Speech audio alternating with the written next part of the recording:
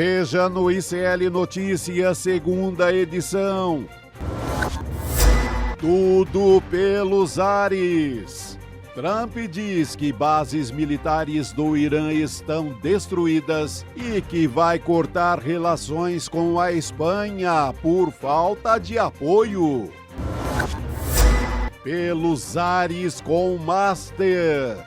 Nicolas e pastor da Igreja Lagoinha usaram jatinho de Vorcaro para fazer campanha de Bolsonaro em 2022. Presidente do Senado na fogueira. Valdemar Costa Neto diz que Alcolumbre aceita colocar a dosimetria em votação se as investigações sobre Vorcaro e o Banco Master não avançarem. O ICL Notícias, segunda edição, está no ar.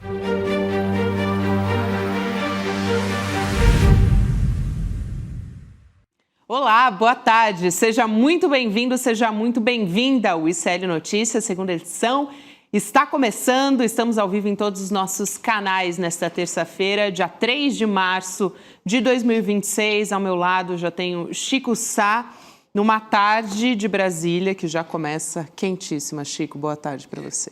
Boa tarde, Gabi. Boa tarde, audiência. Ontem era o mundo inteiro se acabando. Hoje é o mundo inteiro e mais Brasília. Voltamos... Brasília. No programa normalidade, né? Voltamos no programa de hoje a um pouco de Brasília, né? Um pouco dessa nossa realidade política que às vezes deprime, às vezes anima. É por aí. Já vou dar um resumo do que está acontecendo lá em Brasília, porque daqui a pouquinho o Heloísa Vilela chega para conversar com a gente. O presidente do Senado, Davi Alcolumbre, acabou de decidir manter a votação que autorizou a quebra de sigilos do Lulinha na CPMI do INSS. Segundo o Alcolumbre, explicação dele aqui que eu estou trazendo para vocês, não houve fraude e mesmo com um possível erro na contagem, a base governista não teve voto suficiente para derrubar esse requerimento. Por quê, segundo o Alcolumbre?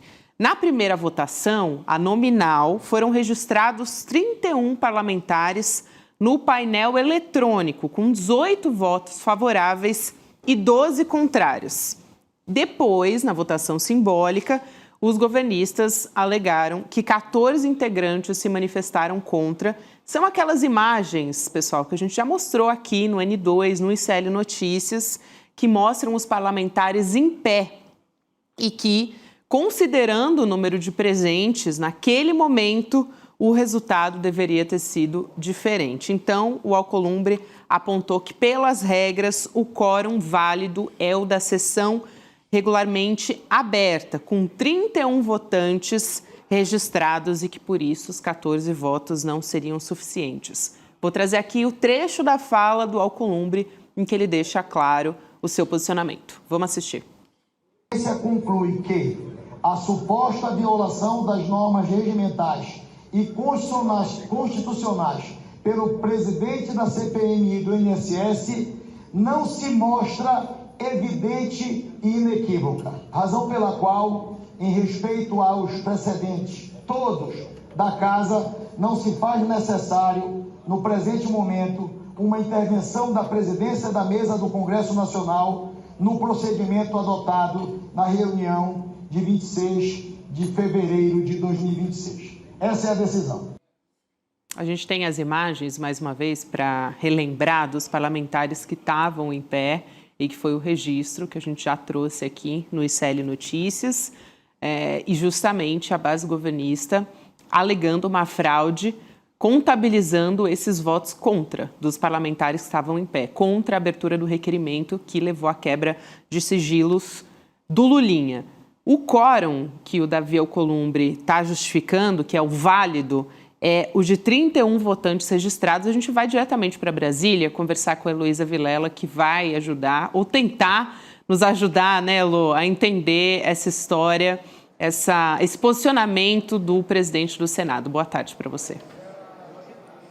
Boa tarde, Gabi. Boa tarde, Chico. Pois é, o que ele fez foi apresentar uma interpretação do regimento interno, através da qual, segundo o Alcolumbre, você tem que levar em conta o quórum, ou seja, o número de pessoas que se registrou na sessão, que poderiam estar ali no momento ou não. E a interpretação que a bancada governista dá a esse regimento não é essa, é o número, tem que ser a maioria dos que estão presentes.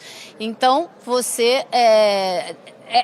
são essas coisas, na interpretação de um regimento, você não pode dizer que está errado ou que está certo. Agora, você pode dizer que é tendencioso, que foi adotada essa decisão por algum motivo, não é? Então, tem várias maneiras de você também analisar essa decisão. E, pelo que eu já conversei aqui hoje com deputados da base governista, essa decisão, essa disputa não será levada adiante.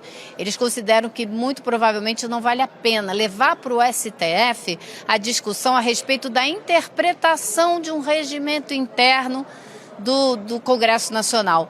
E eu tendo a concordar que é bem difícil você discutir isso no STF. Agora, o Davi Alcolumbre, a gente sabe que é uma das forças aqui dentro desse Congresso que não tem muito interesse em levar adiante essa apuração de fato do Banco Master. Ou seja, muita gente trabalhando nessa CPI do INSS para blindar muita gente que está envolvida com o Banco Master, que estava, sim, envolvido nas fraudes do INSS. Então, é por isso que a base governista está brigando contra esses requerimentos que foram aprovados, porque considera que não são pessoas diretamente envolvidas na fraude do INSS. Agora, se aprovou esses requerimentos, que aprove os outros também. Vamos levantar aí Nicolas Ferreira, Zetel, né? Pessoas da Igreja da Lagoinha, que tem muito envolvimento, já indícios de envolvimento nessa fraude toda. Eu vejo muito nessa interpretação do Alcolumbre o famoso negócios e oportunidades, que era o nome de uma seção dos classificados do Estadão, quando eram aqueles classificados de domingo que dava mais de 1 quilo. Negócios e oportunidades. Acho que ele viu aí uma brecha. Não interessa a ele, ao Davi Alcolumbre, zero apuração dos homens dele envolvidos com o caso Master, que não são poucos. O Davi Alcolumbre é um senador muito envolvido, ele é da intimidade do Vorcaro. Então eu acho que ele dá essa interpretação, coloca o Lulinha no rolo e começa a fazer negócios. A gente sabe, e não tem criança aqui, espero que não tenha também na audiência para não ouvir esse tipo de coisa, mas o Alcolumbre não está zelando pela coisa pública, ele está pensando em como chantagear um pouco o governo Lula e, com isso, conseguir avançar dentro do governo, que é a única coisa que ele faz. Ele tem ministério, ele tem funcionário em todas as repartições públicas do Brasil inteiro, de Brasília ao Amapá. Então, ele viu aí, acendeu uma luzinha dos negócios e das oportunidades. Mas ele aparentemente não conseguiu vender caro essa decisão de hoje, né? Porque ele deu uma decisão contrária aos interesses do governo, supostamente.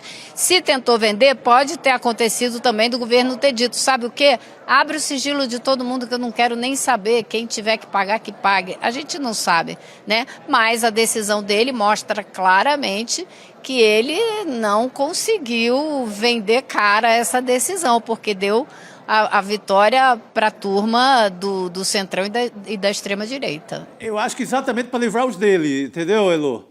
Eu acho que aí ele consegue, aí ele está ganhando, começa a lucrar já de cara.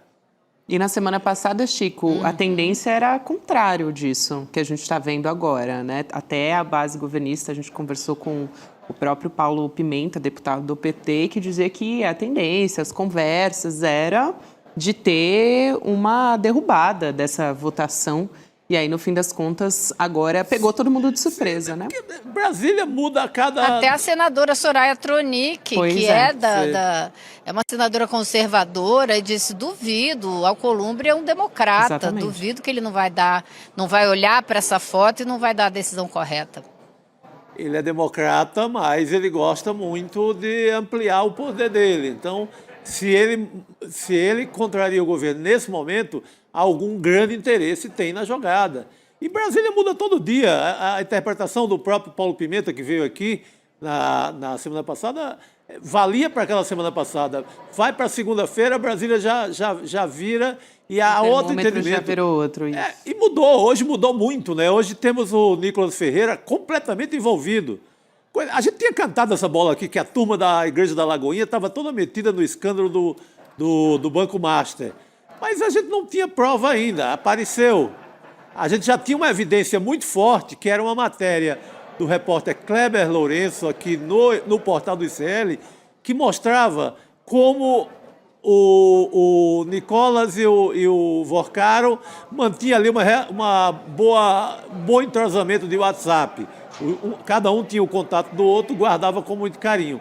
Agora a gente vê que esse contato guardado com muito carinho serviu para muita coisa.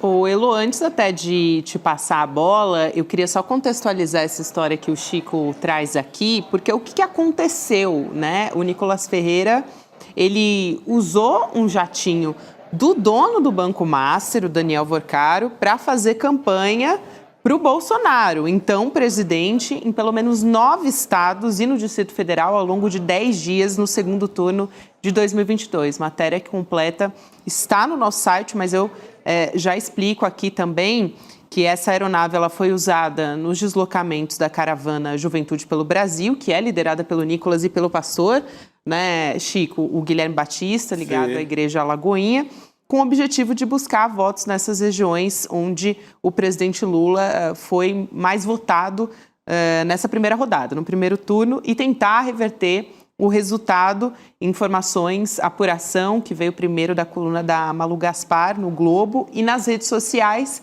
o Nicolas aparece numa foto, que a gente pode mostrar aqui, na frente do jatinho, olha aí a foto. Ele está ao lado do pastor, da esposa dele, a Mariel, e também de uma influenciadora cristã, a Jay Reis. Descobri hoje a existência dessa influenciadora que publicou o registro celebrando essa caravana. E aí o que diz o Nicolas em nota, Elô, para te passar? Na época, não tinha conhecimento sobre quem era o proprietário do avião, que a presença dele no voo se deu exclusivamente em razão do convite para a agenda de campanha, sem qualquer vínculo pessoal, comercial ou institucional com o dono da aeronave, que posteriormente ele soube que era o Daniel Vorcaro, Elô. Pois é, o cara que tem conversas com o Daniel Vorcaro, um tem o telefone do outro, né? Eles se falam, só que ele não sabe que o avião é do amigo dele. Tá bom, agora vamos ver quem acredita, né? Então, por isso é que é necessária, como me disse agora há pouco o deputado Rogério Corrêa, que participa da CPI do INSS, que é necessário abrir os sigilos dessas pessoas que estão claramente envolvidas com o Daniel Vorcaro, que tiram foto na frente do avião, né, que usaram aí o táxi aéreo Vorcaro para lá e para cá. E como ele disse também, é o Bolsomaster, todas essas pessoas usando dinheiro, o Vorcaro usando dinheiro e o Master colocando dinheiro na campanha de Bolsonaro, de Tarcísio. Então é muito clara a vinculação política dessa turma, né? Não tem saída. Você pega o próprio Vorcaro era muito ligado à Igreja da Lagoinha, o Fabiano Zettel, que é cunhado dele e que faz todos os negócios possíveis em nome dele, em nome do Master, casado com a irmã do Vorcaro, também pastor da Lagoinha, amigo do Nicolas Ferreira, assim, mais amigo ainda do Guilherme Batista, do pastor que está nesse voo. Amigo da influenciadora. Assim, é uma mesma turma, gente. Ele não deu uma voltinha. Vou experimentar se o banco do seu jatinho é macio. Vou dar uma voltinha. Ele andou por 9 estados, fazendo uma baita campanha, no esforço na reta final da campanha, para virar o jogo sobre o Lula. O Lula estava em pequena vantagem. Essa é uma das operações de última hora ali para resolver, para ver se o Bolsonaro viraria a eleição. vamos apostar na influência do Nicolas Ferreira. Pelo visto, não deu certo. Mas são 9 dias no avião. Ele estava tão à vontade que estava de sandália havaiana. É quase assim, estou em casa, esse jatinho é nosso. Tô em casa. Não tem o que dizer, é batom na cueca. Gente. O Chico, até o Rogério Correia, deputado, ele abriu uma nova frente na CPMI do INSS, apresentou requerimento pedindo justamente a convocação do Nicolas e do pastor Guilherme Batista, da Igreja de Lagoinha, além da quebra de sigilo bancário, telefônico, telemático, dos dois. Então, o elo político precisa ser investigado, é o que diz o deputado, e pode ser, vamos ver se vai encaminhar essa história, né? E tem outra coisa, tem um crime eleitoral aí, porque, ao que tudo indica, quem apurou até agora não viu essa doação legalizada na campanha. Não tem a doação do avião do banqueiro, do Banco Liquidado Master, na prestação de contas do Bolsonaro. E é o mesmo grupo que por intermédio do Fabiano Zettel, faz uma doação de 3 milhões. Segundo o Valdemar Costa Neto disse agora no Canal Livre, programa da TV Bandeirantes, dinheiro que foi direto para a conta do Bolsonaro, não foi nem para a conta do PL. Não foi para o comitê de campanha, foi direto para a conta pessoal do Bolsonaro. Então, aí tem um bocado de ilegalidades numa foto só, nessa foto do avião com a turma do Nicolas Ferreira. Agora, Gabi, vou bater uma aposta com você. Vou te garantir que o Nicolas não será convocado, que o sigilo bancário dele não será quebrado. Sabe por quê? O presidente da comissão e o relator da comissão são bolsonaristas que estão lá naquela listinha de coisas para resolver do Flávio Bolsonaro. O nome dos dois está ali. Então, eles estão negociando para saírem candidatos com o apoio do bolsonarismo.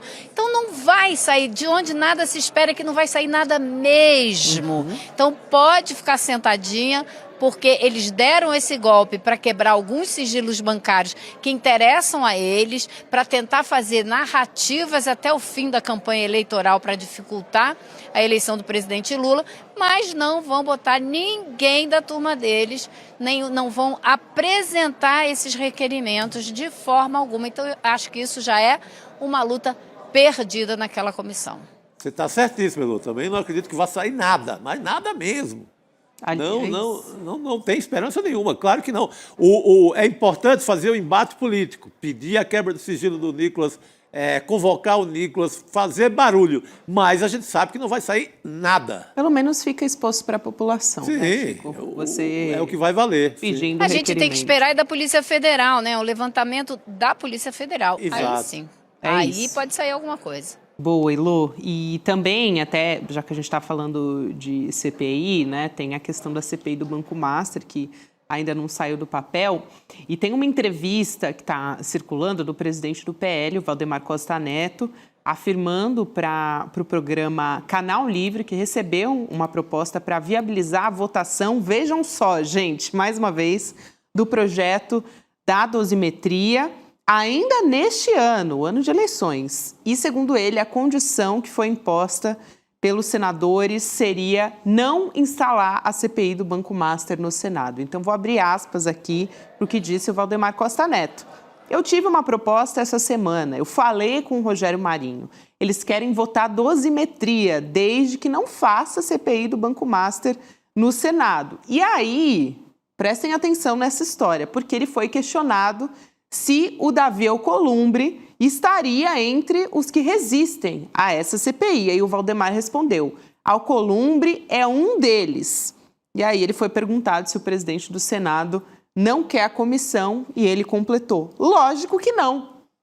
A CPI do Banco Master, só reforçando, não foi instalada ainda no Senado e nos bastidores dessa comissão, lógico, ela é considerada muito delicada, né, Chico? Porque atinge os interesses políticos, não me interessa, financeiros. Não vamos falar disso agora, por né? aí vai. Então, essa fala do Valdemar Costa Neto deixa isso ainda mais escancarado. A assessoria do Davi Alcolumbre não quis comentar, disse que não vai comentar essas declarações do do Valdemar Costa Neto, Elu.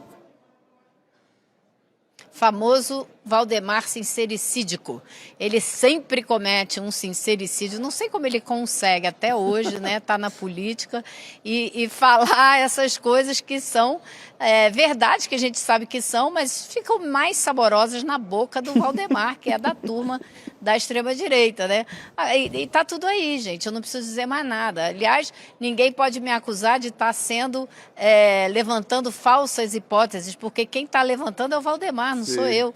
Então, é óbvio que é isso que Ciro Nogueira, Rueda, Alcolumbre, toda essa turma do centrão e da direita não quer mexer com isso, porque esse dinheiro irrigou essas campanhas. É por isso que eles não querem mexer com nada. Ibanez Rocha, também da direita, da extrema-direita, também teve sua campanha irrigada por dinheiro do Banco Master, tentou salvar o Master jogando o maior risco de quebra do banco aqui de Brasília, o BRB, enfim. Então não tem limite para essa gente colocar o dinheiro com a turma deles para continuar financiando os currais eleitorais deles. Perfeito, Elo. Chico, vamos partir para os assuntos internacionais? Elo, vamos? Vamos para o mundo. Declarações do Donald Trump, presidente dos Estados Unidos, dizendo hoje que praticamente todas as instalações militares do Irã foram destruídas, uma afirmação que foi feita ao lado do chanceler alemão, o Friedrich Merz, durante uma reunião bilateral. E o Merz declarou apoio às ações dos Estados Unidos no Irã. Parece até quase que um déjà vu, né, do passado, essa história.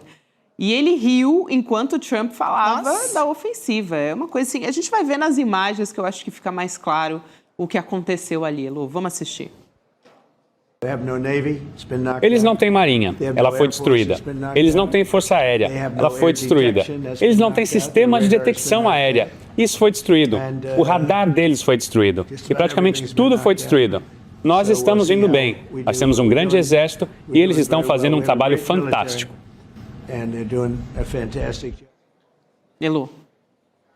Duas coisas que me chamam a atenção. Primeiro, a gente sabe que a gente não pode acreditar em nenhuma palavra do Donald Trump. Nada que ele diz é verdade, não é? A gente sabe que ele exagera em absolutamente tudo. Então, eu não levaria em conta, não levaria ao pé da letra essa declaração dele de que destruiu tudo. Não destruiu tudo, tanto é que o Irã continua promovendo ataques a interesses dos Estados Unidos na região do Oriente Médio. Então, calma nessa frase. Agora, outra coisa que me chama a atenção é que cada período histórico, digamos assim, tem o seu cachorrinho de estimação, né?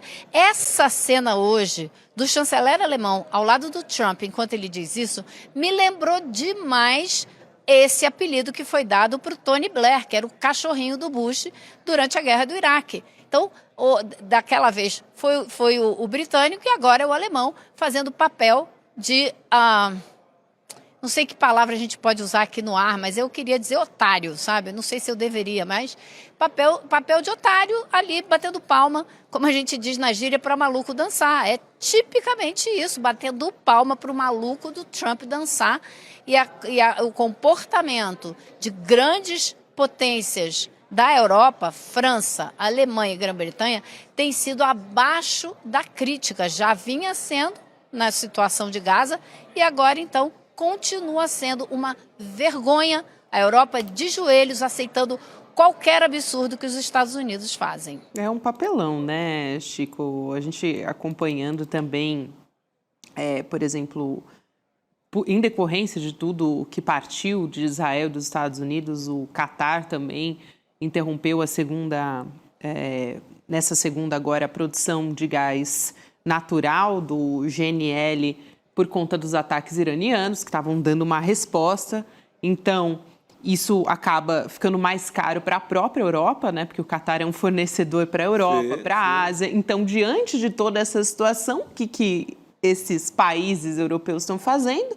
estão aplaudindo Donald Trump. É uma coisa, assim, inacreditável, né? Inacreditável. A Elo foi muito feliz na comparação de cada época tem o seu cachorrinho do governo da Casa Branca. Ainda que sejam atingidos. É quase que um pedido de, pelo amor de Deus, nos quem primeiro vai pegar o baque, primeiro, assim, de cara, de inflação, de prejuízos econômicos, vai ser a Europa.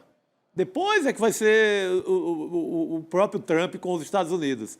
Mas primeiro a pagar essa conta toda será a Europa. Mas um continente em que você só vê solitariamente o Pedro Sánchez da Espanha falando com alguma altivez.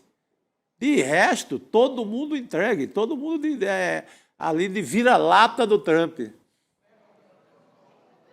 Exatamente, tem até uma expressão que se usava na época da Guerra do Iraque, lapdog, cachorrinho de colo, né? Era assim que muita gente se referia ao próprio Tony Blair. Agora, você vê que não tem...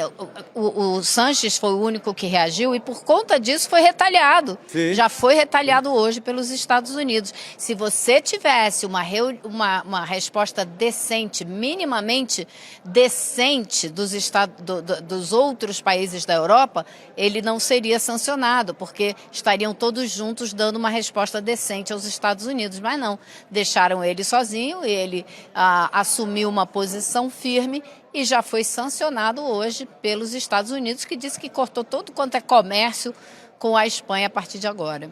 Isso, Elu, até a gente vai falar sobre isso também, sobre essa questão da Espanha, é muito importante, mas eu queria puxar aqui uma fala do economista Jeffrey Sachs, estadunidense, que você até pediu para a gente ressaltar aqui, ele criticando de uma maneira bem firme essa ofensiva do Trump contra o Irã. E lembrando que os próprios estadunidenses quem vão pagar a conta de mais uma guerra. Ele diz o seguinte: eles estão sistematicamente destruindo o nosso país, assim como estão destruindo o Oriente Médio. É muito, muito sério. Se você perguntar por que as estradas não funcionam e as pontes não funcionam nos Estados Unidos, porque a infraestrutura está caindo aos pedaços, porque os padrões de qualidade de vida estão estáveis ou caindo. É porque nós gastamos trilhões de dólares em guerra. Então, aqui ele sendo didático, Elo, sem contar que é finito, né? Os Estados Unidos querem mostrar o poderio por meio das vias militares, mas isso é finito. Até o próprio Trump acabou deixando escapar isso quando fala em 4 ou 5 semanas. É porque não consegue ir para além disso, né? Porque esse recurso é finito. Uhum. Porque você tem que fabricar mais armas numa velocidade que é impossível, né? E você perde cada avião desses caças que caíram lá, 3 deles, cada um é um volume de dinheiro absurdo. O funcionamento dos porta-aviões é um custo absurdo por dia. Então, eu acho que o Jeffrey Sachs foi muito claro, muito objetivo, e é algo que eu já ouvia nas ruas de Nova York quando da guerra do Afeganistão, que não acabava nunca, a população numa situação econômica difícil, dizendo, enquanto isso a gente gasta um monte de dinheiro lá fora com guerra e a população aqui está sofrendo. E é esse o sentimento que o Jeffrey Sachs pegou assim, muito bem, detectou muito bem e cala muito alto junto à população. A pesquisa que saiu lá nos Estados Unidos ontem mostra que 60% dos americanos são contra essa guerra, apenas 25% aprovam essa atitude do Donald Trump. O Trump disse o quê? Não estou nem aí para pesquisa. E pior, depois complementou. Na hora que fizerem uma pesquisa de verdade, vai mostrar que não é nada disso. Como eu disse, não se pode confiar em nada que ele diz, porque ele mente constantemente. Primeiro, antes de qualquer coisa, ele desmente toda a história, toda a proposta de governo, baseada em uma política voltada para quem mora lá, quem está lá, quem é dos Estados Unidos da América, com todo aquele orgulho que ele canta todo dia. Seria um governo voltado para isso. Não está sendo, né? A primeira grande traição, o que faz com que a turma do próprio MAGA esteja dividida. O que faz com que ele não possa cumprir o que ele prometeu. Vai chegar em novembro. E quanto mais o tempo passa, mais críticas ele vai... Exatamente. Não, e vai bater a porta um novo prejuízo que não estava contabilizado, que vai ser inflação de combustíveis, por exemplo. Se essa guerra segura, para ele admitir que são 5 semanas, é porque esse negócio vai demorar. Aliás, tem aqui mais uma fala do Sacks que a gente preparou nessa entrevista e a gente traz aqui também esse trecho, dizendo que a guerra contra o Irã atende aos interesses de Israel e não dos Estados Unidos. Sim. Aliás, essa é a crítica que Sim. MAGA e que a base do Trump tem feito. O economista, né, o Sacks, alegou que o Trump se contradiz e não coloca a América em primeiro lugar. Abre aspas. Trump, permita-me acrescentar, é uma desgraça total para a nossa nação. Forte essa fala, né?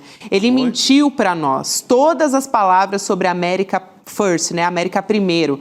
Toda a premissa dele era de que nós não faríamos isso.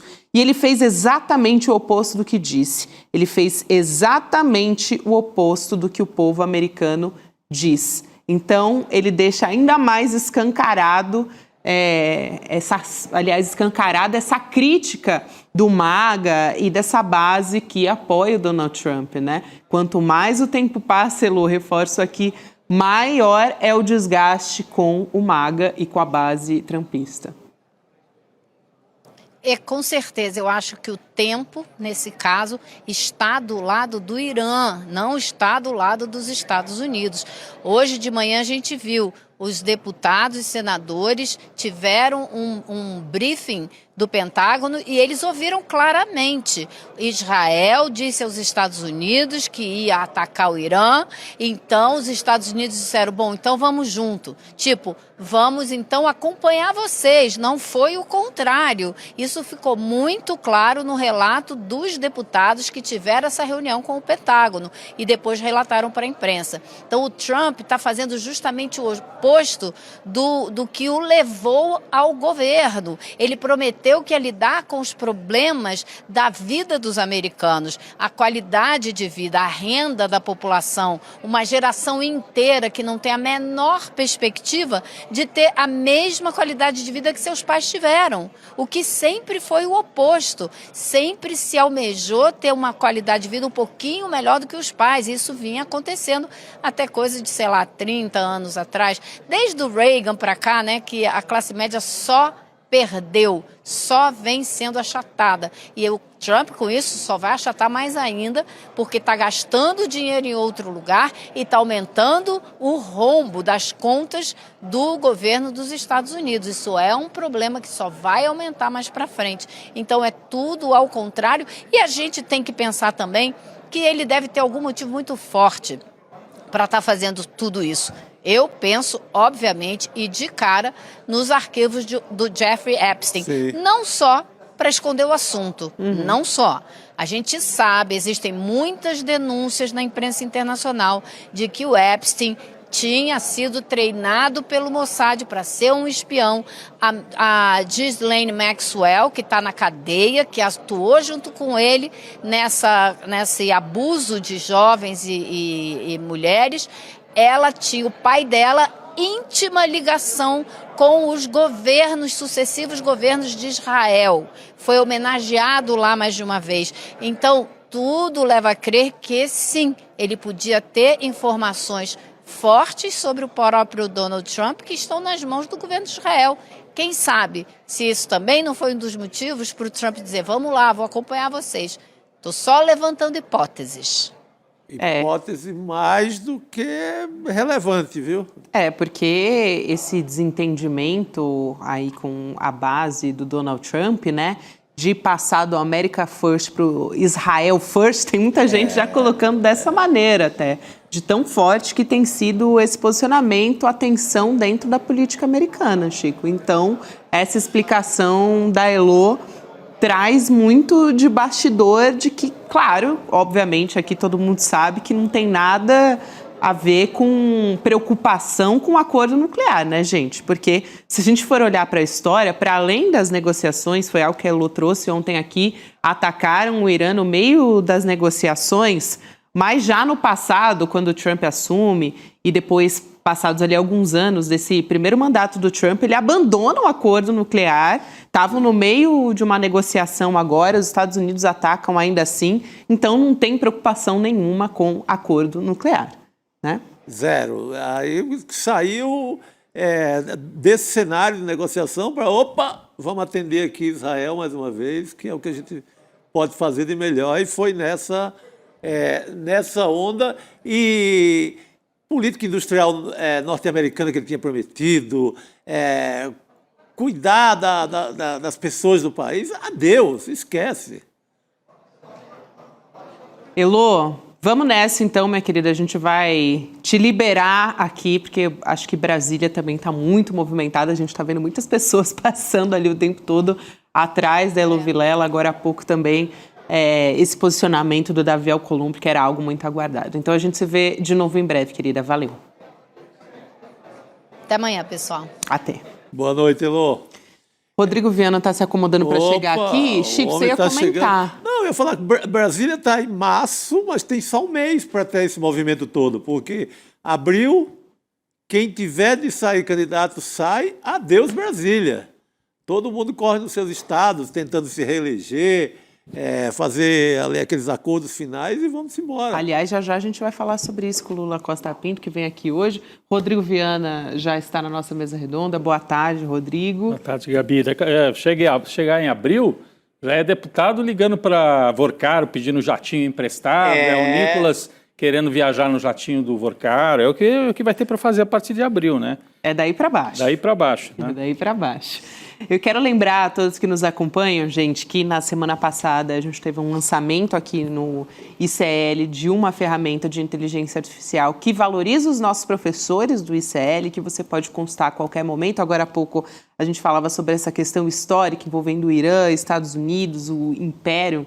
Aliás, eu conversei hoje com o José Cobori e ele falou muito sobre como isso, né, todos esses sinais que o Donald Trump está trazendo são um sinal, na verdade, ele tentando adiar o declínio do Império Americano, algo que a gente conversa muito aqui no ICL Notícias, dá para você perguntar para o Oráculo, vai lá em icln2.com.br e assina o Plano Solidário que você vai ter acesso ao Oráculo ICL, não só ao Oráculo, mas também aos nossos cursos e aos nossos presentes também, o livro do Edu Moreira, É Só um Jogo, o Realismo Capitalista do Mark Fisher e também o Baralho do Conhecimento, que é uma homenagem aos professores do ICL. Vamos nessa, continuar falando sobre internacional. Agora há pouco a gente conversava com a Heloísa Vilela, a gente vai continuar com essa pauta. A jornalista Fernanda Simas vem conversar com a gente no N2. Fernanda, seja muito bem-vinda mais uma vez. Boa noite. Olá, gente, boa noite a todo mundo que está acompanhando. É um prazer estar aqui com vocês outra vez. Prazer te receber também, querida. Agora há pouco falávamos sobre essa decisão do Donald Trump a respeito do governo espanhol, né, que na verdade é uma crítica à decisão do governo espanhol de não oferecer bases para os Estados Unidos durante a guerra, durante esse conflito. O presidente lembrou que a Espanha foi o único país da OTAN a não concordar em elevar os gastos militares para o equivalente a 5% do PIB. Então, o Trump disse que vai cortar todas as relações comerciais com a Espanha. A gente tem um trecho dessa fala do Trump. Vamos assistir. A Espanha realmente disse que não podemos usar a base deles. E está tudo bem. Nós poderíamos usar a base deles se quiséssemos. Nós poderíamos simplesmente voar e usá-la. Ninguém vai nos dizer para não usá-la. Mas nós não precisamos. Eles não foram amigáveis. A Espanha não tem absolutamente nada que a gente precise, a não ser grandes pessoas. Eles têm grandes pessoas, mas não têm uma grande liderança. E como vocês sabem, eles foram o único país na OTAN que não concordou em subir para 5%. Não sei se eles queriam concordar em elevar qualquer coisa. Eles queriam manter em 2% e eles não pagam os 2%. Então nós vamos cortar todo o comércio com a Espanha. Não queremos nada com a Espanha. E além disso, o Trump disse que os Estados Unidos vão escoltar os petroleiros no Estreito de Hormuz se o tráfico de navios for realmente ameaçado. Mas ontem a gente trouxe aqui uma informação de um posicionamento do Irã dizendo que não vai permitir, que até eventualmente colocaria fogo nesses navios que tentassem ultrapassar o estreito que está fechado. Não, eu queria ouvir certamente a Fernanda, estava só procurando aqui o posicionamento do governo espanhol, né? Porque é importante, a gente ouve o Trump, teríamos que ouvir também o primeiro-ministro Sánchez, Pedro Sánchez, que é do PSOE, um partido de centro-esquerda, o Partido Socialista Operário Espanhol, se manifestou assim, não é por birra que ele não quer emprestar as bases ali, é porque ele diz que para isso acontecer teria que haver uma justificativa, né, que envolvesse todos os membros aí da OTAN, e teria que ser uma guerra legal, aprovada legalmente. E aqui é uma guerra decidida unilateralmente em Washington, sem nem o Congresso dos Estados Unidos, por um único homem. 2, né? O Trump e o Netanyahu. Então essa é a posição do governo espanhol, né? Trata-se de uma guerra feita ao arrepio da lei internacional e a Espanha não está de acordo. Mas gostaria de ouvir a Fernanda sobre isso também, né? Gente, realmente eu acho que é esse princípio que a gente não pode perder de vista. Essa guerra foi uma guerra de oportunidade. É uma guerra que o Trump quis fazer neste momento. Ela não tem nenhuma legalidade no direito internacional e é isso que o Pedro Sánchez fala a todo momento. Ele vem dando pronunciamentos há alguns dias, se colocando justamente na posição de eu posso criticar o governo iraniano e os absurdos que são cometidos no Irã, mas eu também posso criticar o que está sendo feito. Uma guerra ilegal atacando um país soberano. É isso que os Estados Unidos e Israel estão fazendo. E a fala do Trump, quando a gente escuta ele falando sobre a Espanha, mostra muito a fala de um menino mimado, né? E eu acho que eu li uma análise hoje, uma opinião, na verdade, do Ezra Klein, do New York Times, que diz muito sobre essa fala do Trump e esse momento que a gente está vivendo. Ele fala que essa guerra é muito mais do que uma guerra para se depor um regime. É uma guerra para se demonstrar força, para o Donald Trump deixar claro que quem não fizer o que ele quer, como ele quer, pode ser atacado, pode ser deposto a qualquer momento. Mas a gente está falando de uma guerra ilegal. E a posição da Espanha, diplomaticamente, está perfeita. Ela não é obrigada a permitir que os Estados Unidos utilizem as bases dela.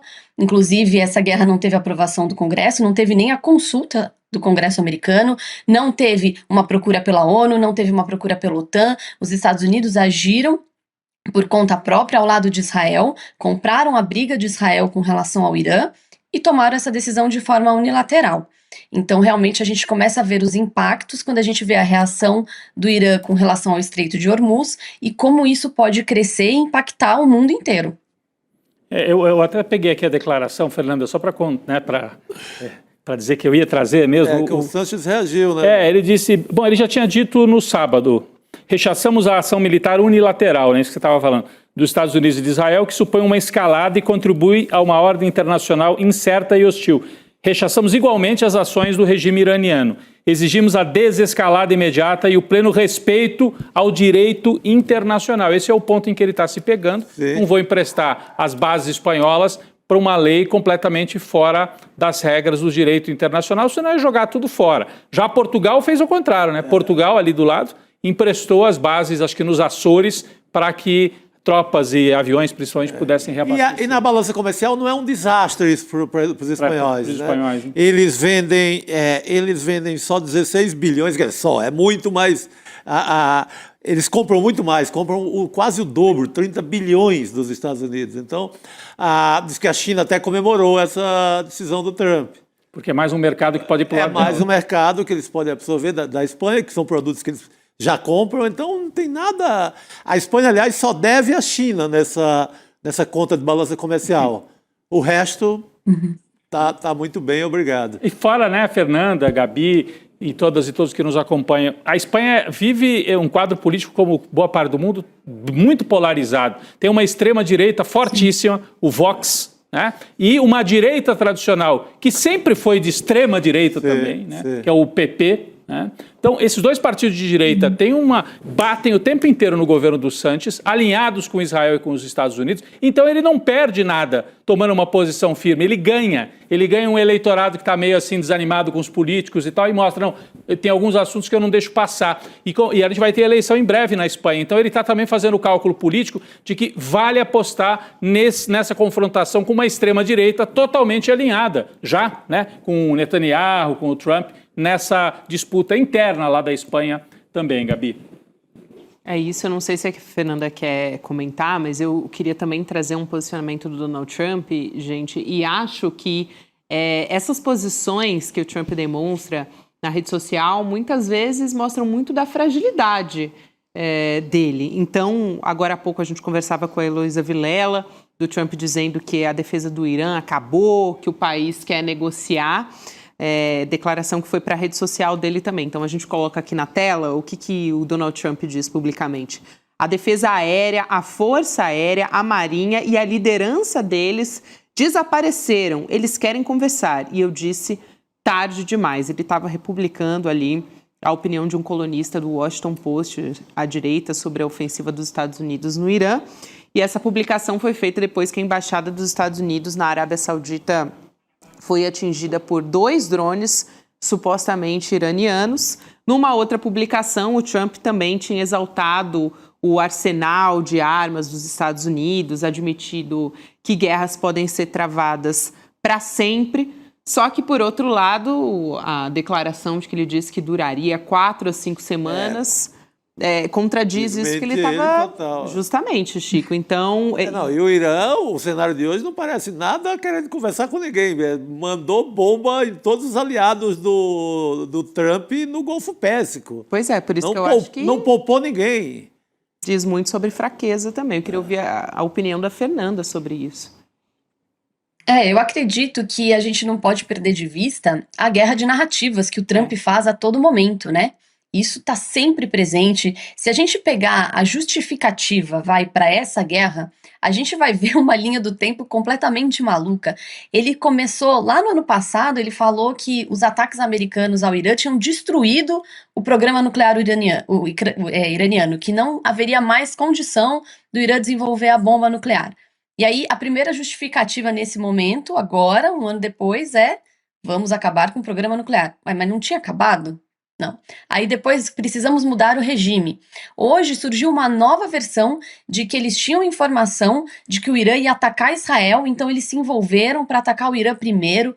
É uma confusão. O Donald Trump ele sai falando a todo momento sem se preocupar com os impactos disso, com as repercussões, e a gente fica imerso nessa guerra de narrativa, em tudo isso que está acontecendo, obviamente nos impactos catastróficos, né, nas consequências, enquanto ele vai deixando para baixo do tapete o que não pode aparecer. O caso Epstein está embaixo do tapete, a economia indo mal nos Estados Unidos, a popularidade dele caindo, isso tudo há meses de uma eleição de meio de mandato, que aí sim pode ser um fator para barrar o Donald Trump internacionalmente, porque se ele tem a maioria do Congresso democrata e não mais republicana, a coisa muda de figura. Ele vai ter um desafio maior para implementar as ações que ele está implementando, inclusive para usar das táticas comerciais em diplomacia.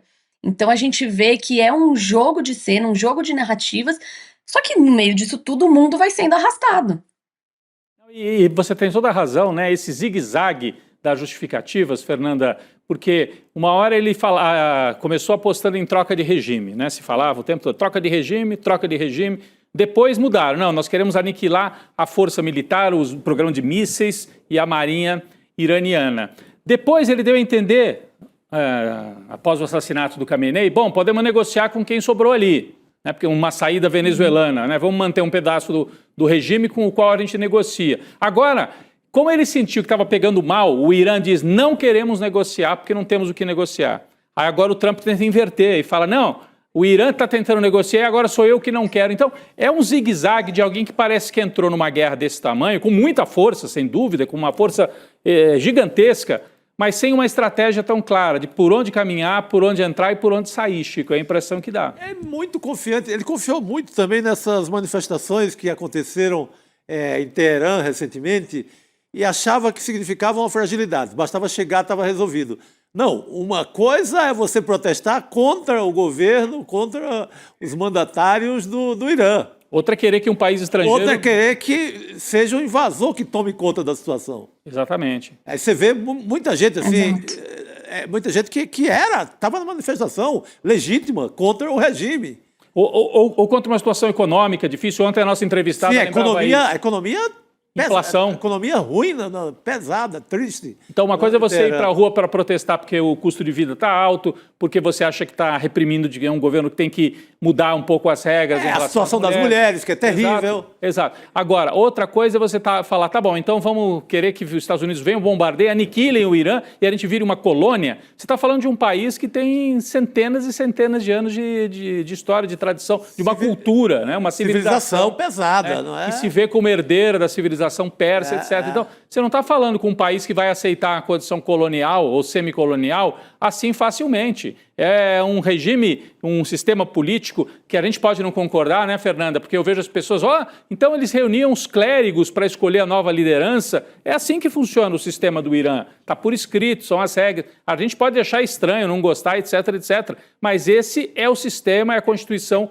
do sistema político iraniano. Aí o povo que vive ali, talvez mais da metade, concorda com isso. E aí vem uma potência estrangeira e vai dizer, não, então agora se levantem contra esse regime em nome do Trump. Que é isso? É muito complicado. A gente não pode esquecer, eu acho que a gente precisa sempre olhar para a história, né? E ver a cronologia.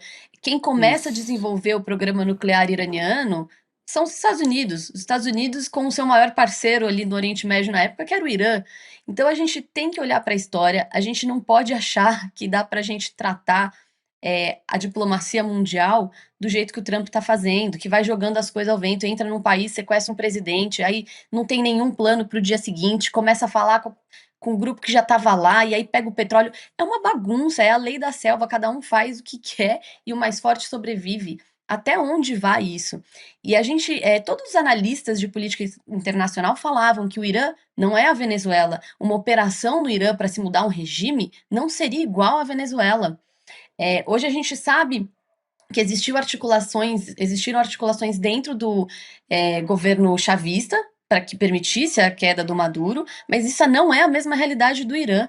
Muito pelo contrário, o Ayatollah Ali Khamenei, ele já previa que alguma coisa podia acontecer, ele optou por estar à frente da situação, ele sabia que ele podia morrer, e existe toda uma estrutura de poder no Irã que não cai quando cai o Ali Khamenei, não é assim que funciona.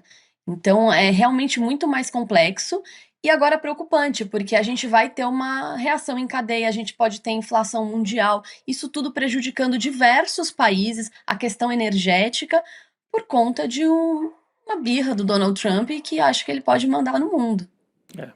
Isso, e até é importante trazer esse contexto histórico, mas eu queria trazer algumas informações aqui também sobre Israel atacando o Irã, atingindo prédios que abrigam a cúpula do poder no país e o palácio presidencial iraniano. Então, um dos prédios atacados é a Assembleia de Peritos, que é um local usado para as reuniões do grupo dos ayatollahs, que lideram esse processo para a escolha de um novo líder supremo para o país.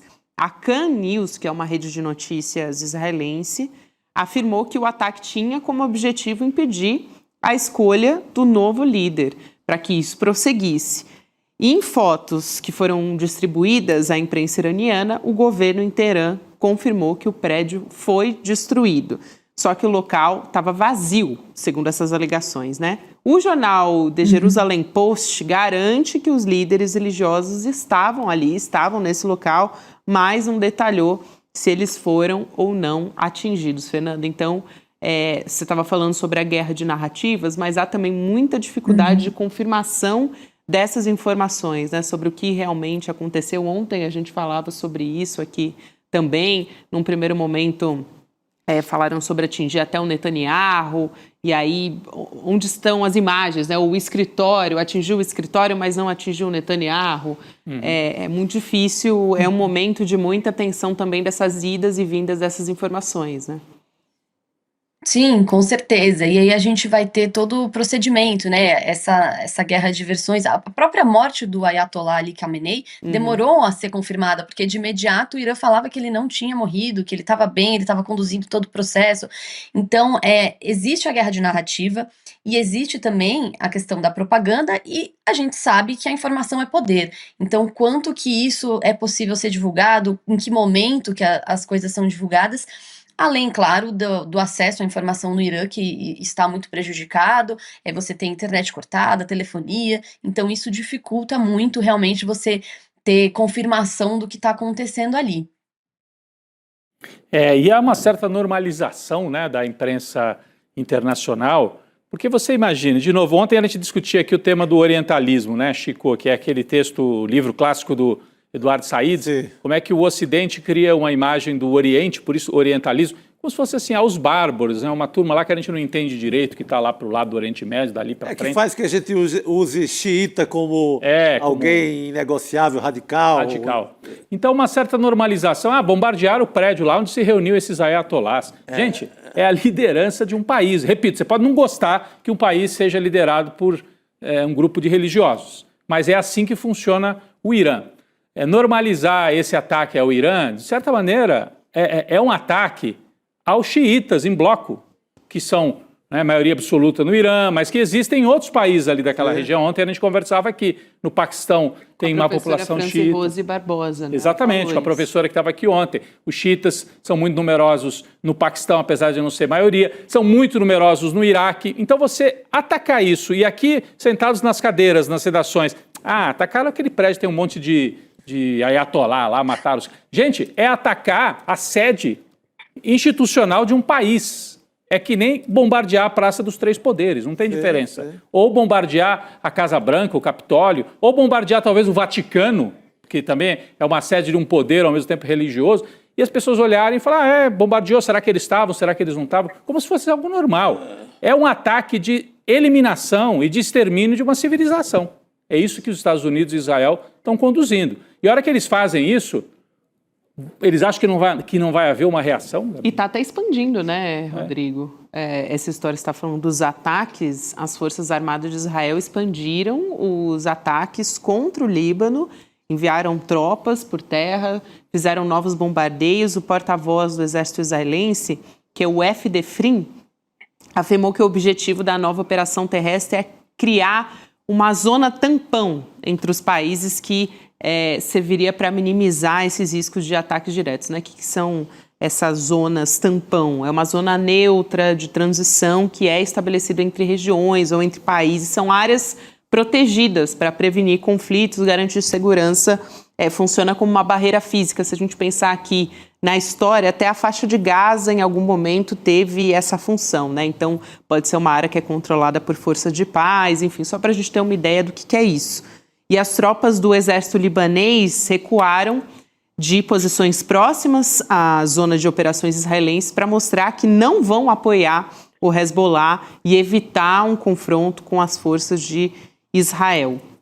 Então, essas são as informações que a gente só o detalhe, nesse caso não é uma zona tampão internacionalizada. É Israel invadindo um outro território, mais um, invadindo o Líbano e estabelecendo unilateralmente uma área em que ele diz, aqui, para garantir a segurança, estamos criando uma zona tampão. Uma zona tampão sob controle de Israel. É invasão do território libanês. Até nesse caso, né, Chico, Fernanda, Gabi, me parece com alguma anuência do governo libanês, porque o governo libanês percebe o caos em que está sendo lançado também. Já tem notícia de 30 mil refugiados se deslocando das suas cidades no sul do Líbano. O Hezbollah está implantado ali, é uma força militar importante, e a qual não responde para Beirute, não responde para o governo libanês, né? Então é uma situação dramática realmente vivida agora no sul do Líbano. É crise humanitária, como diz aí a nossa manchete, né? Parece que fica um pouco de mãos atadas. Então, só para complementar, passar para vocês,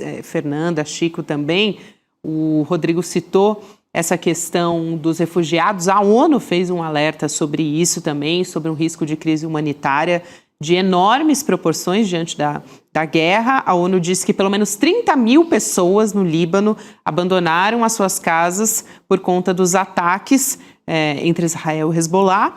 E a organização diz que pelo menos 11 mil sírios que viviam como refugiados no Líbano voltaram a ser obrigados a deixar suas casas, tiveram que retornar para a Síria. Então, isso está atingindo proporções imensas. Acho que a gente não tem ainda ideia do caos, né, de crise humanitária que isso pode chegar, Fernanda.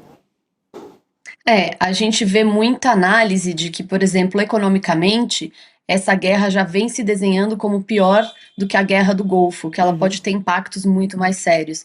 A gente discute muito a questão dos impactos na diplomacia, justamente no respeito ao direito internacional, mas a gente não pode perder de vista a questão humanitária. A gente está falando de sírios que vivem desde 2011 em constante guerra, e agora eles têm que, de novo, se deslocar. A gente está falando de uma escola de meninas que é bombardeada, seja por engano ou não, mas que é bombardeada, e hoje eu vi uma imagem das valas sendo abertas, que me lembrou muito, inclusive, a imagem que a gente tinha aqui no Brasil na época da Covid, aqueles milhares de valas sendo abertas. Então, assim, não dá para perder de vista, e eu sei que é muito difícil hoje em dia, né, porque com toda a tecnologia, as coisas acontecendo muito rápido, às vezes a gente só avalia a questão econômica, a questão diplomática, mas são pessoas que estão morrendo sem que haja nenhum tipo de preocupação com isso. A gente não pode deixar isso de lado. É preciso pensar, sim, que essas atitudes, como que vai ser o futuro, como essas pessoas vão crescer, como essas crianças vão crescer daqui para frente. Então, eu acho, sim, que é um cenário muito temerário, que a gente está numa situação complicadíssima, uma guerra entre Estados Unidos e Israel contra Irã, que está arrastando boa parte do Oriente Médio junto e que vai ter um impacto enorme nos próximos anos. Eu acho que você citava essa imagem, eu vi também, você citava essa imagem, acho que foi a mesma que eu vi, aliás, duas imagens, uma das covas abertas e um pouco antes também do velório, né, feito pelas famílias das meninas assassinadas naquela escola no sul do Irã, né, uma imagem terrível realmente, né, pesado demais, os corpos todos, como é da tradição muçulmana, né, envolvidos naquele pano branco, né, antes de serem sepultados. Então é uma imagem assim, 170 ou 180 crianças, né, Chico, mortos naquele bombardeio, e eu vejo muita gente nas redes aqui, inclusive, parece que é uma torcida organizada, não? Israel está indo lá para libertar as mulheres do Irã, e aí, para libertar as mulheres, mata 170 meninas numa escola. E se Israel tem tanta capacidade tecnológica a ponto de bombardear a casa do Ayatollah Khamenei e bombardear esse centro lá onde se reuniam as lideranças religiosas, aí não vale a tecnologia na hora de saber se era uma escola ou se não era uma escola, né? E tem, né? Você vê que a gente discutia isso em Gaza, né? Sim. Exatamente. Desculpa, Chico, a gente discutiu isso. Por favor. A gente discutiu muito isso em Gaza. Não é possível a gente admitir uma situação dessa. Tanto que até nessa situação a primeira versão é de que, antes era um prédio que era usado pela liderança iraniana, aí a gente não sabia que virou uma escola. Agora já se fala, não, vamos investigar, que alguma coisa saiu errada. É muito difícil, né? A mesma coisa eles diziam naquele primeiro ataque ao hospital em Gaza, o primeiro hospital que foi bombardeado, porque embaixo do hospital ficava uma base do Hamas, né? Depois se descobriu que bombardearam mesmo o hospital, né? E bombardearam outros hospitais depois, e bombardearam a universidade, exterminaram a universidade em Gaza. Então é um projeto, de novo, é um projeto de extermínio civilizacional, promovido pelo governo israelense e pelo Donald Trump. Talvez para encobrir o escândalo Epstein, como levantou a Heloísa Vilela agora há pouco. Mas o que um pedófilo tem em relação à proteção às mulheres? O que esse pedófilo pensa em proteger as mulheres do Irã? Como é que as pessoas caem nisso? O regime comandado por um homem ligado à rede de pedofilia internacional quer proteger as mulheres e as crianças do Irã? Talvez não seja a causa melhor para ele, né? É melhor dizer que foi pelo petróleo, nós queremos o petróleo, o Irã é um polo de poder que a gente não admite que exista. Aí fica mais assim... correto, apesar de ser tudo errado, mas pelo menos fica mais claro o que eles estão fazendo, né? Agora, é impressionante, Gabi, o discurso, e eu vejo muita gente defendendo aqui, a turma que está numa torcida organizada por Israel, inclusive na mídia. Você assistir a Globo e a Globo News e ver aquele porta-voz de Israel aqui no Brasil, chamado André Lashti, tratado como um cientista político, como um especialista. Aliás, eu vi que no UOL também, na Globo News e na UOL. Ele não é tratado como um lobista de Israel, que é o que ele é. Um lobista do extermínio, que é o que ele é. Ele é tratado como um cientista político e um especialista. Então, a imprensa brasileira é mais pró-Israel do que a imprensa israelense. Consegue ser. É o que disse hoje o Glenn Greenwald, numa postagem. Ele falou, a imprensa brasileira de direita é mais pró-Israel do que a imprensa israelense. É impressionante. Impressionante.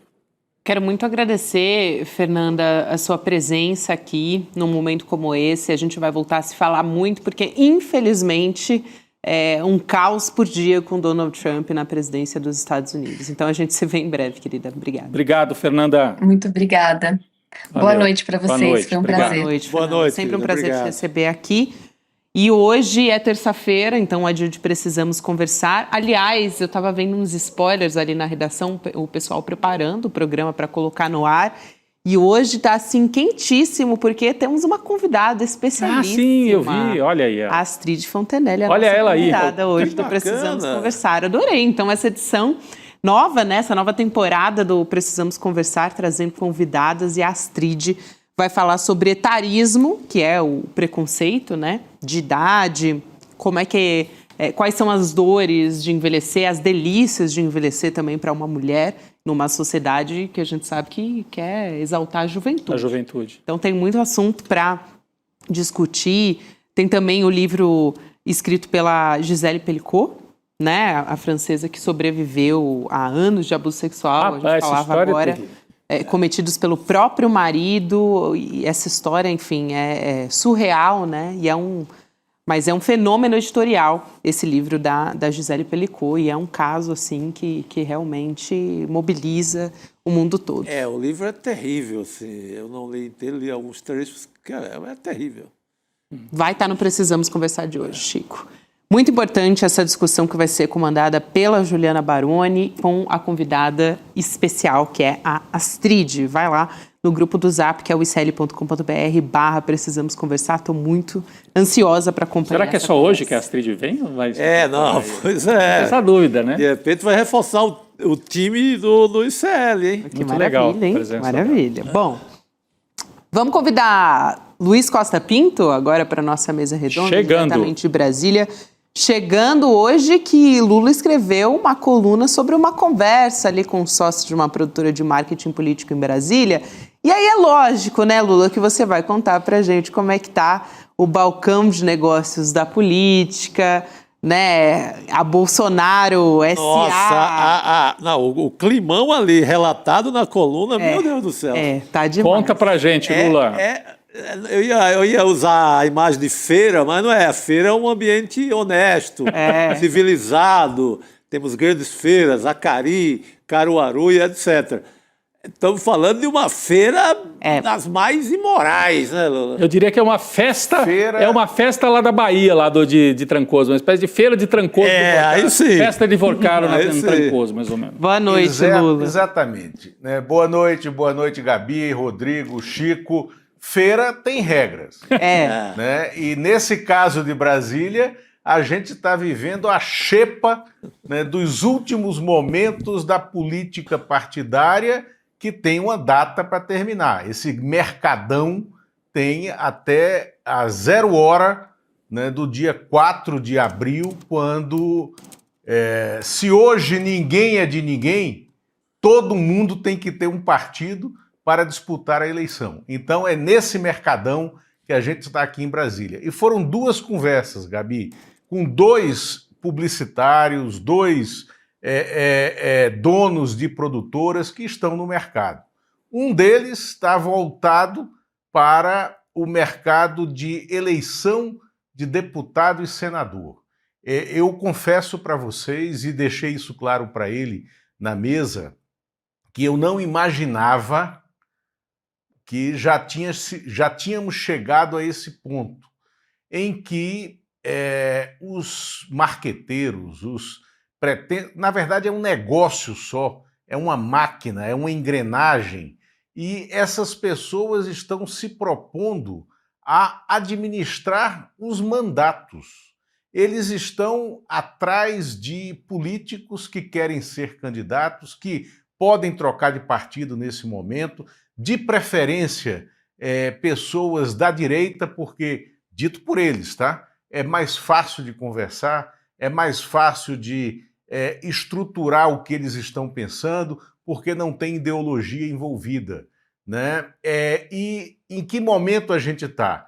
Em que um deles, que foi o que conversou comigo, tem um conjunto de terrenos em nome dele. Eu não sei se são terrenos legalmente transferidos, se é área de grilagem de algum povo indígena algum povo originário, né, daquela região lá em Trancoso. Ele tem, então, um terreno enorme, dividido em 25 lotes. Cada lote custaria R$1 milhão, e ele quer fazer 5 campanhas. Ele se responsabiliza por tocar integralmente a campanha, vai buscar um empréstimo bancário para bancar aquela campanha, aí pega o dinheiro de fundo partidário e fundo de campanha e joga para dentro da campanha para lavar aquele dinheiro que vem de fora, e o personagem, uma vez eleito, ele tem que entregar a gestão do mandato a esse empresário do ramo de comunicação política, que vai ser o dono de todas as emendas, de todos os projetos que aquele personagem se submeteu. Esse é o mercado que está aberto em Brasília. Me surpreendeu profundamente a tranquilidade com que isso foi colocado à mesa para mim, e estamos, sim, enquanto tem as CPIs funcionando na Câmara e no Senado, as reuniões para fechar os grandes palanques da República nos grandes estados, essa conversa está rolando aqui também. E aonde ela toca o Bolsonaro? É que saindo, o Flávio Bolsonaro, no caso, saindo dessa conversa, eu fui ter uma outra. E essa outra era de um publicitário também que já está na ativa, que tem contas, tá, em órgãos públicos federais e estaduais, está operando no mercado e quer se tornar o grande estrategista, quer se tornar, é uma pretensão dele, o grande estrategista da candidatura do Flávio Bolsonaro. E quer levar o Flávio Bolsonaro para o mercado financeiro. E ele desenvolveu uma estratégia, para mim, eu não tinha ouvido falar nisso, né, em nenhum momento, é que ele terceiriza o pagamento da assessoria do Flávio Bolsonaro. Isso é uma pretensão dele, tá? Vamos deixar bem claro aqui que a conversa terminou quando eu perguntei para ele se o Valdemar sabia disso. Mas qual é o projeto desse camarada? Ele pega o Flávio Bolsonaro e diz, olha, você vai ser pago pelo mercado financeiro.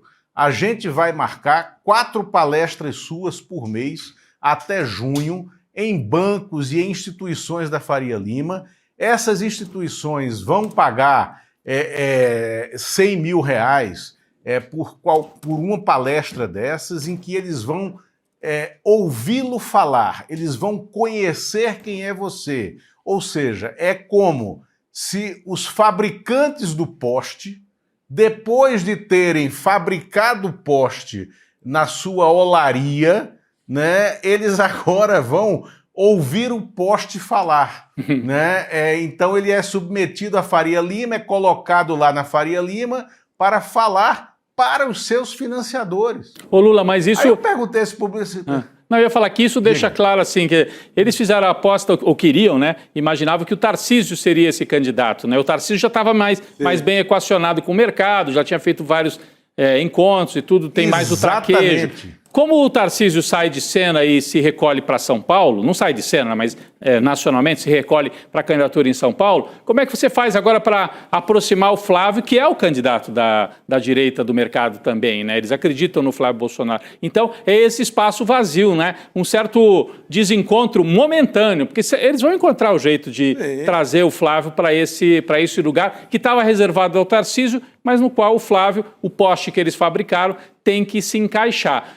O Flávio tem se mostrado em alguns momentos habilidoso para algumas coisas, mas eu não sei do traquejo dele para falar de economia, por exemplo, se ele tem, ou se ele vai aprender, né? Alguém vai ter que treiná-lo a falar sobre economia, né? Ele queria o posto Ipiranga, né, Rodrigo, mas não conseguiu. O posto Ipiranga correu nesse momento, né? O Paulo Guedes não quis, né? Paulo Guedes não quis ser o posto Ipiranga, então ele vai ter que ir diretamente para o embate. Ele já tem...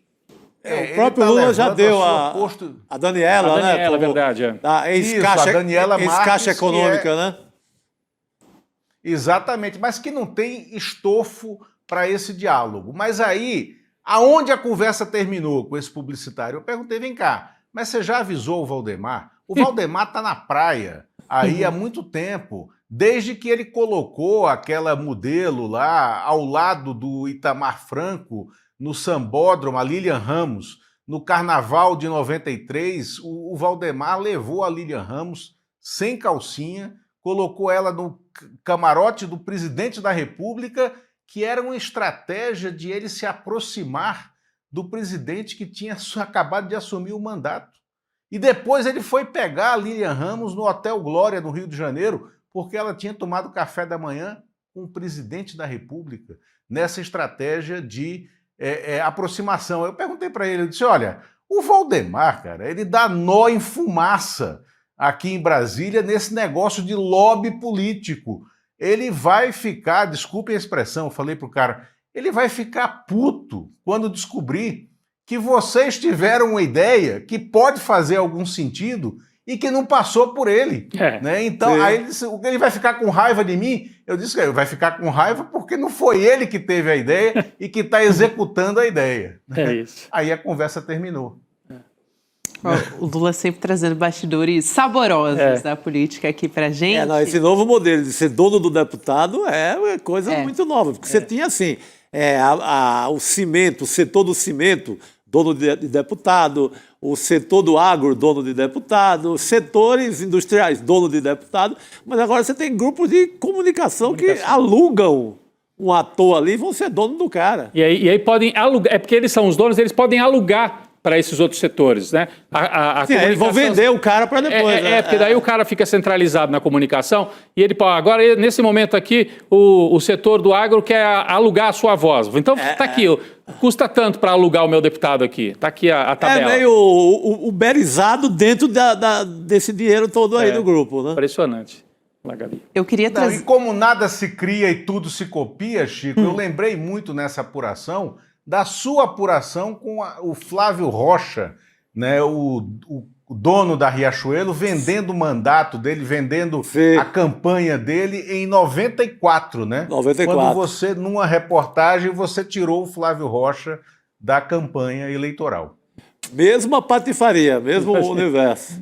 Ô Lula, eu quero comentar outros assuntos políticos que estão movimentando Brasília hoje, só para acrescentar uma informação. Agora há pouco a gente falou do Nicolas Ferreira, sobre a questão do jatinho, né, de ter usado o jatinho do Vorcaro para fazer campanha para o Bolsonaro em 2022. Ele disse, não sabia que era do Vorcaro, né, mais ou menos por aí. Aí teve um pedido de requerimento por parte do Rogério Correia, deputado. Agora a Sâmia Bonfim acionou o Supremo Tribunal Federal pedindo oitiva do Nicolas Ferreira por uso do jatinho ligado ao Daniel Vorcaro, né, do Daniel Vorcaro, durante as eleições de 2022, dizendo que mandato parlamentar não pode servir de escudo para eventuais práticas irregulares e cobrando a ampliação das investigações. A Elô Vilela até falou que aposta que esse assunto não vai seguir adiante na CPMI do INSS. Se seguir adiante é no Supremo, porque no Congresso... Mas o Supremo vai cair na mão do terrivelmente evangélico, também não anda.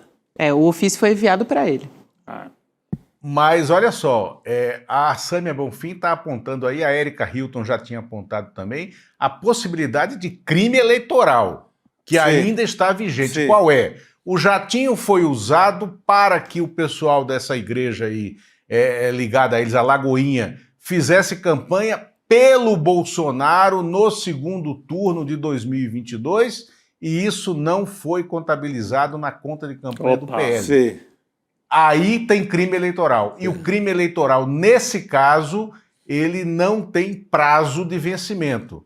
Então, o Nicolas Ferreira pode ter botado o pé num caminhão, do que vocês sabem que pode ser. Ele está escorregando. Ele está afundando na lama da Lagoinha. Está afundando na lama da Lagoa, Exatamente. da Lagoinha. Exatamente. É isso.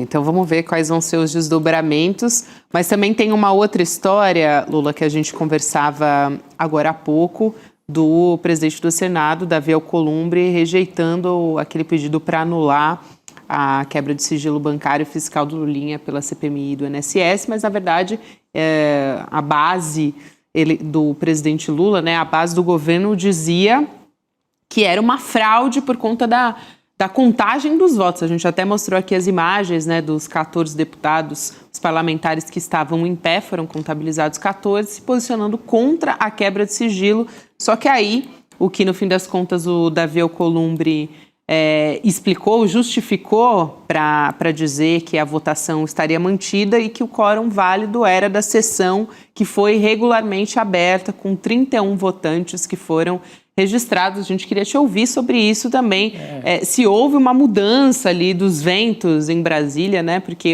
a expectativa era de que o Davi Alcolumbre anulasse a votação. O que ele está alegando é como eram 31, né, na sessão, e para impedir a quebra teria que ter 16 votos, e tiveram 14. Mesmo tendo 14-7, porque não tinha votos favoráveis à quebra, mas que o governismo é que tinha que colocar 16 votos. Ou seja, ele tem uma saída técnica que é bem questionável. Eu já vi vários parlamentares dizendo que numa votação simbólica você não precisaria fazer a contagem em relação ao total na abertura da sessão. Mas, Lula, você conhece muito melhor isso do que a gente aqui de São Paulo. Eu acho que o que a gente assistiu hoje foi uma decisão do Davi Alcolumbre, que é a sagração da esculhambação. Da esculhambação com o regimento comum das duas casas, Câmara e Senado, e do regimento do Senado. Por quê? Ele foi corajoso ao tomar essa decisão, porque ele fala nas entrelinhas do discurso dele que havia ilegalidade sim, e que ele não estava querendo era aprofundar, né, isso. Então ele ia ficar na superfície da análise da ilegalidade. Aí ele recorre a esse número, a esse quórum de 31. Esse quórum de 31, o que é ele? Ele é a apuração entre os parlamentares que se registraram para a sessão na soma da sessão presencial com o plenário virtual que estava aberto, porque era uma sessão que estava sendo computada de forma mista. Aí está a esculhambação. A criação das sessões mistas foi feita durante a pandemia para que o parlamento funcionasse de alguma maneira orgânica naquele momento de excepcionalidade. Passado isso, né, a contabilidade mista do painel foi mantida para que Arthur Lira e também Davi Alcolumbre mantivessem os seus poderes sobre um plenário que estava rapidamente se convertendo ao fisiologismo no período em que o Bolsonaro tinha terceirizado o governo para o Arthur Lira e o Ciro Nogueira e tinha entregue a chave de operação do governo para eles. Essas regras que permitiram essa leitura totalmente atípica do regimento pelo Davi Alcolumbre, elas tinham que ter caído. E a esculhambação está aí. Não havia 31 pessoas na sessão. Esse número 31, ele estava registrado lá na origem e era a soma de quem dizia que estava virtualmente na sessão e quem estava lá em pé. Então esse número é mentiroso, ele é falso. E foi ele que foi usado para confrontar os 14, e aí nem o Davi Alcolumbre diz que foi diferente, que haviam 14 deputados e senadores que estavam de pé e estavam se manifestando contra aquela quebra de sigilo. Então ele usou essa nuvem de esculhambação a favor daquilo que ele queria para prestar um serviço a essa base transtornada da extrema-direita. Agora, as regras de impedimento da quebra do sigilo, né, bancário que foi feito lá tem que ser analisada de forma equânime pelo Supremo Tribunal Federal quando houver o recurso, né, que deve haver, dos advogados do Fábio Luiz, né, para que ele diga que o objeto Fábio Luiz não tem nada a ver com o que a CPI está apurando, que são as fraudes do INSS. Aí a gente vai precisar recorrer a uma equanimidade e isonomia do Supremo. Ô, Lula, a gente tem pouquíssimo tempo aqui, mas não quero deixar de trazer essa pesquisa de intenção de voto que saiu hoje, já que a gente está falando de eleições agora há pouco, né?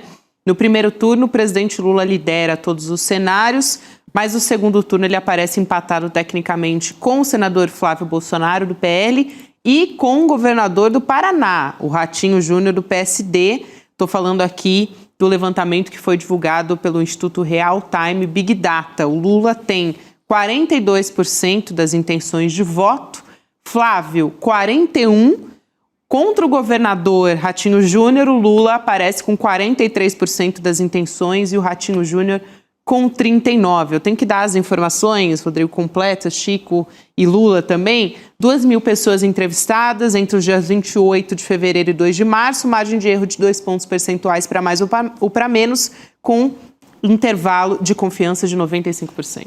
Não, queria ouvir logo o Lula. É a terceira pesquisa dessa semana, Chico.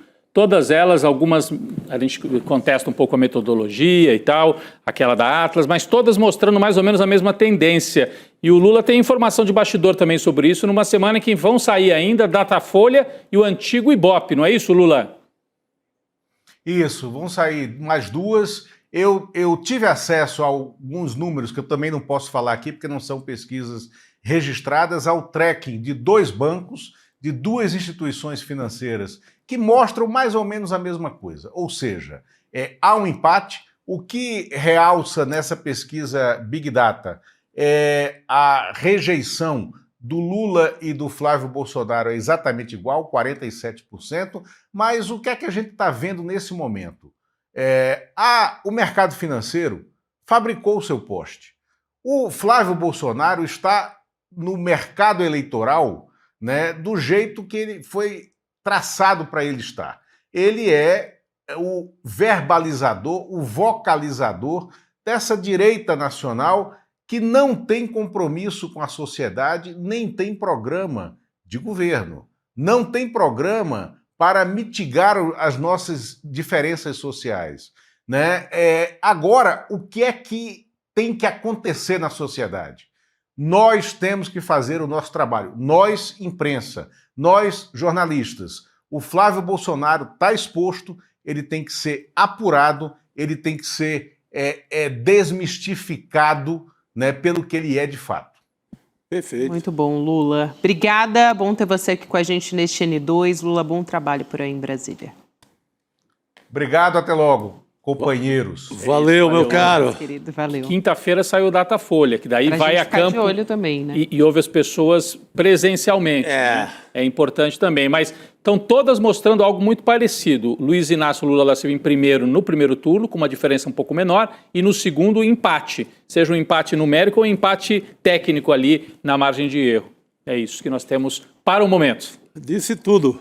E tem muita coisa para rolar ainda nessa semana, gente. Então, vamos indo nessa, porque agora vamos ficar na companhia do Precisamos Conversar, que hoje tem convidado especial, a Astrid. Vem conversar com a Juliana Baroni, com todo mundo aqui do Precisamos Conversar, a Astrid Fontenelle. Eu estou curiosa para acompanhar essa conversa. Todo mundo ligado. A partir de agora, todo mundo ligado, gente. Boa noite para vocês que nos fizeram companhia nessa terça-feira. Amanhã a gente está de volta também com o nosso noticiário a partir das 7 horas da manhã no Desperta. Valeu, pessoal. Até amanhã. As IAs genéricas aprenderam com a internet, e a internet está cheia de mentiras. Elas alucinam, inventam e propagam o caos. O oráculo ICL é diferente. Ele não busca no lixo da desinformação. Ele foi treinado no pensamento crítico dos maiores intelectuais do Brasil. É a primeira IA com compromisso real com a verdade histórica. Não seja um passageiro dos algoritmos. Assuma o controle. Use a inteligência artificial para entender o mundo, não para ser enganado por ele. A revolução educacional é agora. Assine o ICL e acesse a verdade.